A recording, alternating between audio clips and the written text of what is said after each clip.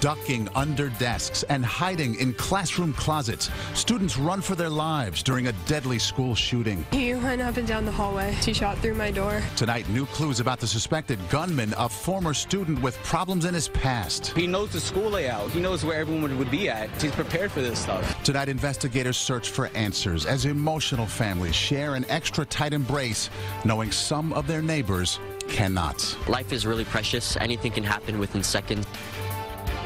Good evening. I'm Maurice Dubois. And I'm Christine Johnson. Here is the very latest that we know right now. 17 people were killed in the South Florida shooting, and we have just learned one of those victims was a football coach. The 19-year-old suspect is a former student who was expelled last year. The violence unfolded in Parkland, about 20 miles northwest of Fort Lauderdale, at Marjory Stoneman Douglas High School, attended by about 3,000 students.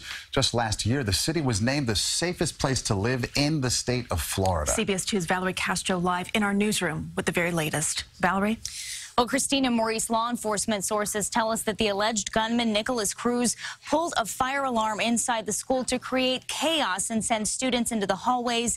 Then he began shooting. He was equipped with a gas mask and smoke grenades, and investigators found an AR-15 rifle at the scene along with countless magazines of ammunition.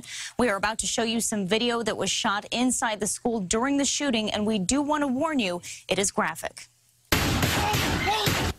The piercing sound of gunshots and screams from students was captured by cell phone inside a classroom. Those tense moments would later end with several injuries and deaths at the hands of the alleged gunman, 19-year-old Nicholas Cruz, a former student at Marjory Stoneman Douglas High School. I was in the freshman building, first floor, and he went up and down the hallway, just banging and shooting into the classrooms. He shot through my door and broke the window. I think about 3 in my classroom got hurt. I just saw blood everywhere. For like 30 minutes, we were just like praying and crying, and then the police came and we just got out. Other students described running for safety. One hoped her backpack would save her life. I went to make a right and I just ran, and I had my book bag on my back just in case I got shot from the back. It would go through my book bags and my books. I ran to where there were students and teachers. And as the violence unfolded, some hid beneath desks. Others sent frantic text messages to their parents. We're in a real code red, Dad. Get me ASAP. It's not a drill. I hear gunshots. Coming out with one injured person. He's shot. First responders arrived to treat the wounded on street corners while students ran away from the building with their hands up. Heavily armed law enforcement officers with tactical gear made their way inside, unsure of what they would find. Put your hands up.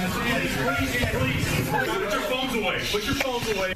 As students were evacuated, they were instructed to toss their belongings into a large pile. Waiting parents anxiously embraced their children as soon as they were reunited. Some reflected on how this could happen here. When it's your backyard, when it's your child that's hiding, it's just a little different, you know. It's a very sad day. It wasn't long before law enforcement officers took Nicholas Cruz into custody. He was a former student of Douglas High School. He got expelled for disciplinary reasons. I don't know the specifics. He got kicked out of school last year. A lot of people, he always had guns on him. Pictures posted to social media depict Cruz holding knives and a gun, oftentimes his face covered. A lot of kids do jokes around like that, saying that he was the one to scoot up to school, but it turns out, you know, everyone predicted it. That's crazy.